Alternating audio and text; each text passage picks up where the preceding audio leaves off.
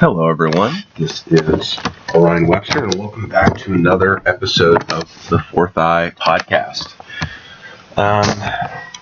So a little bit of, housekeeping today. So first and foremost, unlike normal, I'm doing this even more casually than I might normally. I'm doing this as kind of a secondary activity. I'm actually playing Dark Souls while I'm recording this podcast. Something that I realized is that as much as I love speaking about these various topics, it is difficult for me to stare at a screen and talk to myself for an hour and a half. So I can't promise anything, but I think from now on I might do something else while I'm recording these. So that way I can kind of continue to talk without, for lack of a better phrasing, getting bored. So anyway, that being said, the other thing I wanted to point out is that I did say on the blog, and it wasn't a promise, and it certainly wasn't a hard and fast rule by any means, but I did actually intend to do two blog posts per week, 2 written blog posts, and then 2 podcasts. The problem with that is, without going into too much personal detail, I have other commitments, because I am a young man, so I have school, and frankly, it is difficult for me to balance that with the Fourth Eye podcast. Now, being in the position that I'm in, I actually probably care more about this podcast and what I plan to do here than I do about school. But even having said that, I still want to do well in school, so I'm not going to neglect those commitments in order to work more on the podcast, if that makes sense. I'm sure you all can understand that. So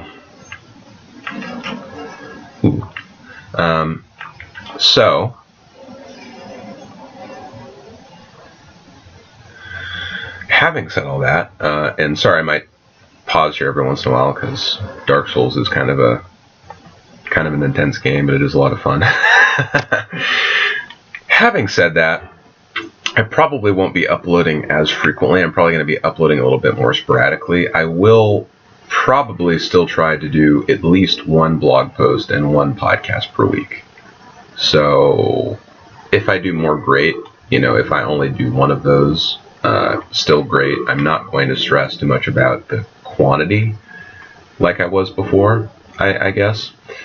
But I am going to try to focus on quality. So the things that I do upload, hopefully, will be, let's say, more substantial. So they'll probably be longer, and I will just do them less frequently.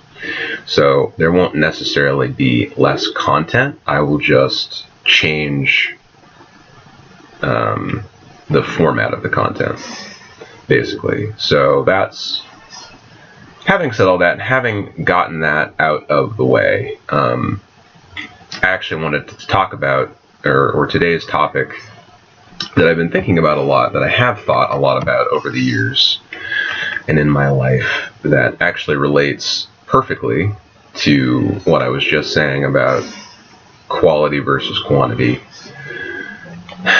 is basically this thing that I see happen a lot in the world, that I've seen happen a lot in my life, that I've seen happen a lot in other people's lives, that everybody talks about, and yet nobody, or very, very few people, really do anything about. And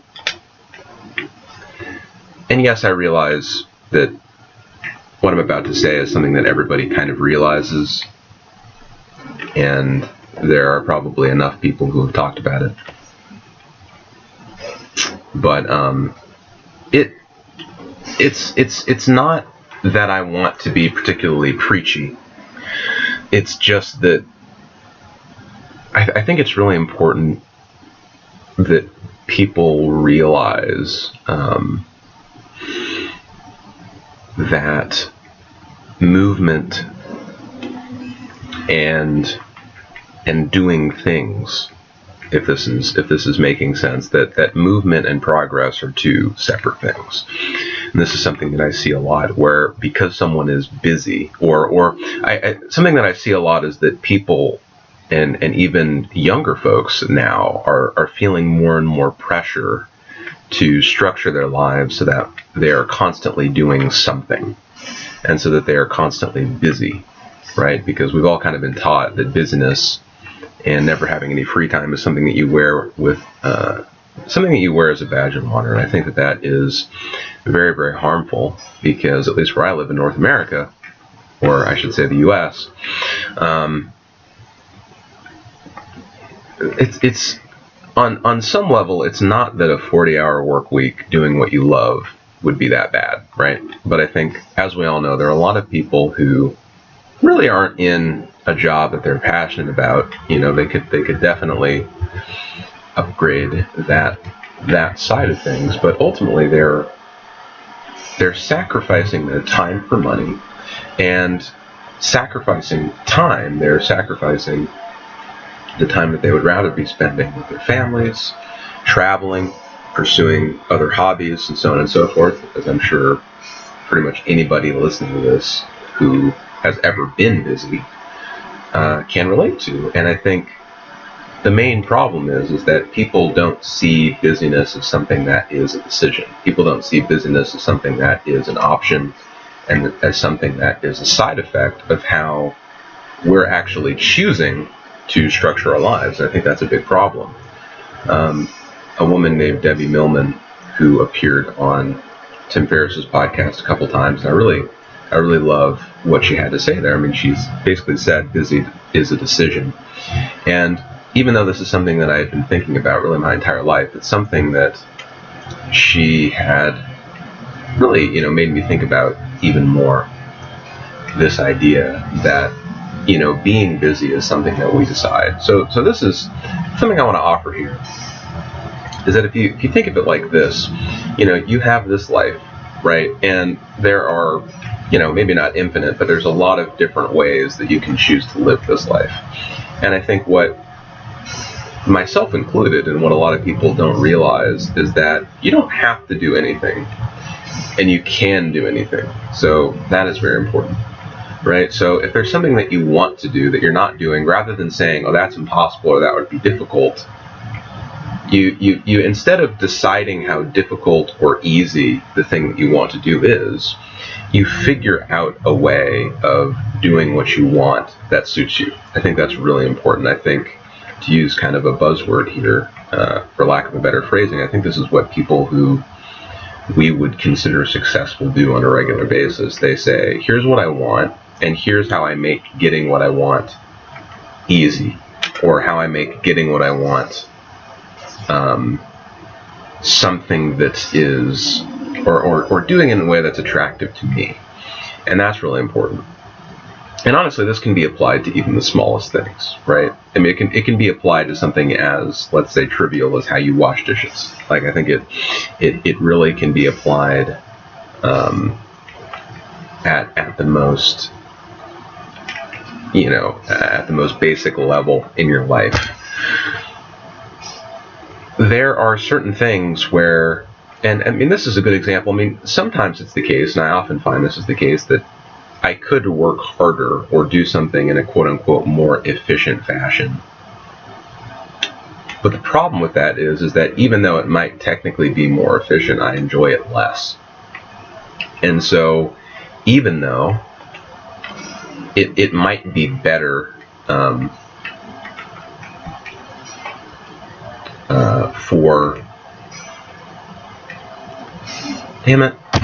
it might be better for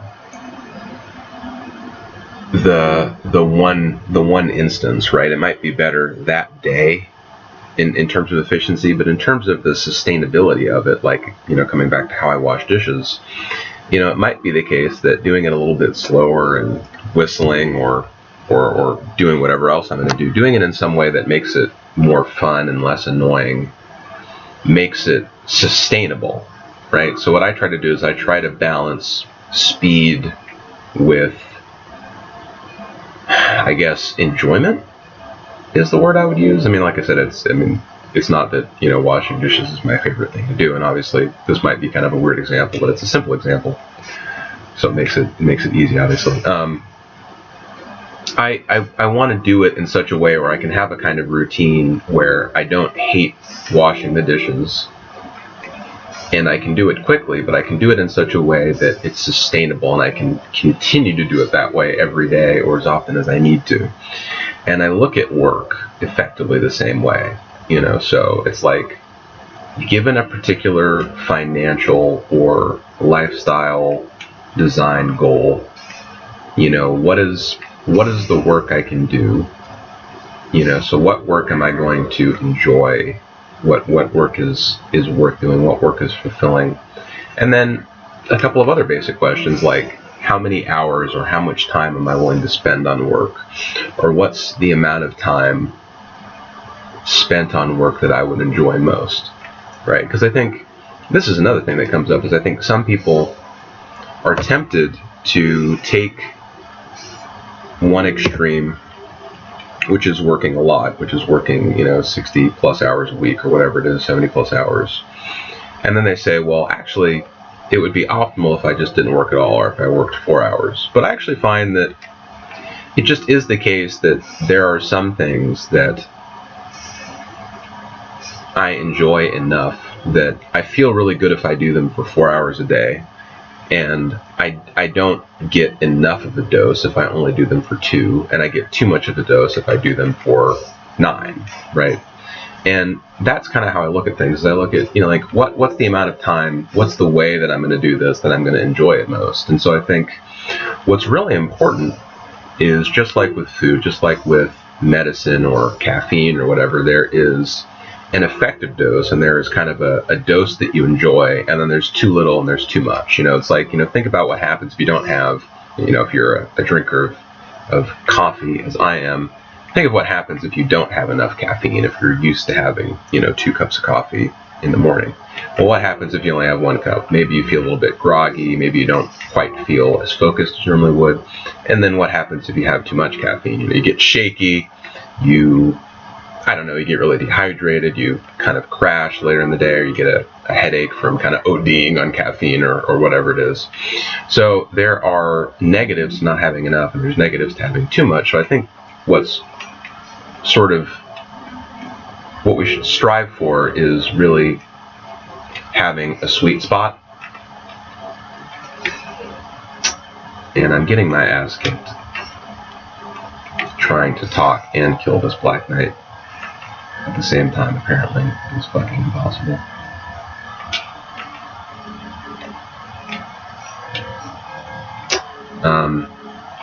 But anyway, yeah, there's a kind of sweet spot, right? Damn it. God, he's a badass. But anyway, like I was saying, there's a kind of sweet spot, I think, for how much you want to work, how you want to work, and what kind of work you do, right? So a great example, we'll just take the blog, for instance, because that's something that's happened more recently. I find that if I sit down and write a blog post out, which might take me a half an hour to an hour to do, depending on a number of factors, right? And then I type it up, which might take me another 20 minutes or whatever, 20, 30 minutes to sort of edit it and iron out the kinks. And then I might publish it, right? And then I might do another page or whatever on the blog. And so I might spend like 2.5 hours working on the blog. So actually, what I've found is that I feel really good with about that dose. If I work less, I feel like I didn't put enough time and enough effort into the blog. And if I work more, it's not so much that I get bored, but I feel like I'm trying to bypass doing quality work by adding more steps, by adding more movements, and by working longer, which isn't my goal.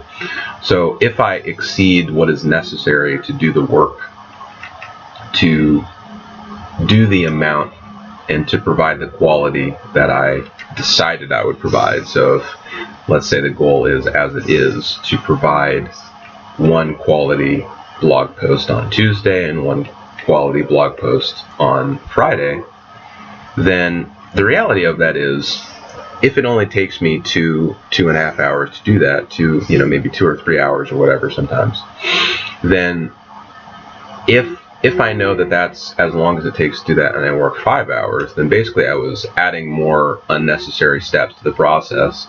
And if I do it in 1 hour, then I didn't provide the quality and the effort that I was supposed to. So that's kind of how I keep myself on track. And I really try to look at work this way now, that to me, you know, and take another example like going to the gym, you know, I happen to enjoy working out, but my goal when I work out is not really to pump iron. My goal is to improve my metabolic conditioning. You know, it's to make myself younger, it's to make myself stronger, etc.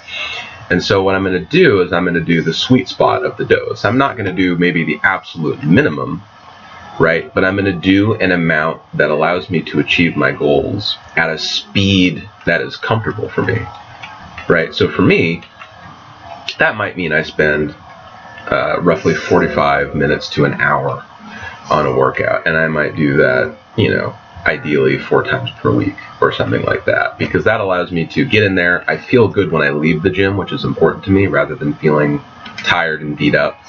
I get stronger at an optimal rate, I recover enough, and I don't feel like I'm overtraining, so I don't feel like I really have to dial back on my workouts unless I do something stupid and injure myself. And so that is kind of the sweet spot for training. And so again, if I do more, right, then I'm making friends, frankly. If I do more, then I'm on my phone, or I'm not concentrating, or I am wasting my time.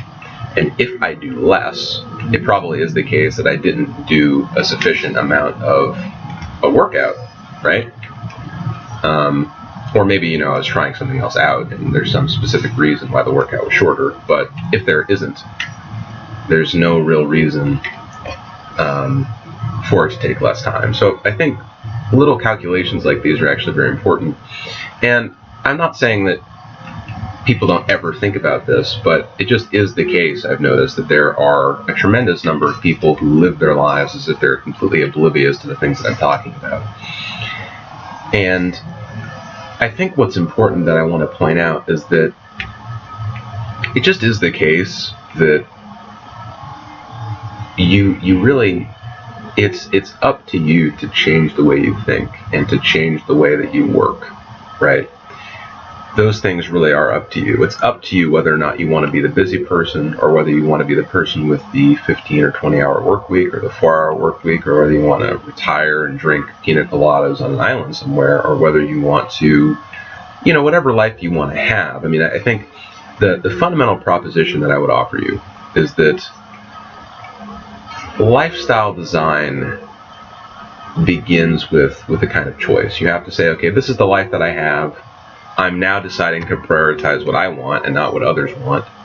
And this is the life I want, right? Once you've outlined and identified the life that you want, and that's something that I plan to go over in a blog post, because that's something that's going to require me to go into more depth and to kind of, you know, actually draw out a specific kind of outline for how you can do this well. But basically, you know, you figure out what the life you want is. You figure out how much money or what things you need to achieve that. You know, what kind of a business plan or work situation you need to achieve that, or how you want to work, etc., etc. And then you do it. And it's basically that simple. I think a couple of things that get in the way is probably one, people don't think that they are smart enough or, you know, capable enough or lucky enough to have a life that they're really proud of and that they enjoy, or they think that it takes a tremendous amount of work. And I'm just here to tell you that you have to have more confidence in yourself in that. You have to assume that, and I wouldn't even say it's an assumption, you basically, you have to get a point where you're comfortable with saying, you know, I don't really care what other people think of me or what the universe wants me to be. I care about what I want me to be. And that is the plan. That's the priority. That's what I'm doing. This is my life. I only get one. And even if some technology should come along that would allow me to extend it, each moment is precious, and I want to spend it how I want to spend it.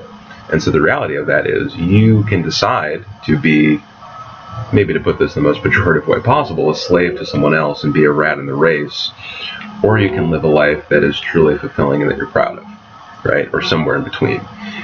And it's all up to you. It's not up to anybody else. You are the only one who can facilitate having a great life, and you are the only one who can facilitate having a shitty life that you hate. And I think that that's very, very empowering and very important. So you have to get out of the mindset of thinking that you're not capable and that you're not special enough, because it's bullshit. Nobody you can think of that's successful is successful because they're special. They're successful because they have a different mindset than you. They have a growth mentality, and they identified what they wanted, and then they figured out how to get it. And they didn't waste time thinking about what others would think of them if they found out that they had goals and that they actually planned to get somewhere in their life. I think a lot of people are approaching this from the wrong perspective. They're trying to figure out whether or not it's moral to be rich and whether it's moral to have a helicopter. It's like, is it moral to suffer? Is it moral to not have enough to get the foods that you need to be healthy? Is it moral to be in a job that you hate? Is it moral to work 6 hours a week? I think the reality of it, and if you want my opinion, although I don't think my opinion is even important, because I think grounding any of this in whether or not it's moral is really the wrong question. But I think all of these things are amoral. I don't think any of that matters. I think it really just is a matter of you have to decide if you're worth it. You have to decide if you are the priority. You have to decide if you care about spending more time with your family and spending more time doing the things that you want to do, or if you want to be the person that satisfies other people's agenda and other people's priorities for your time and resources in life. That is the decision. And I think that is what we're facing every single day, is who we're going to be and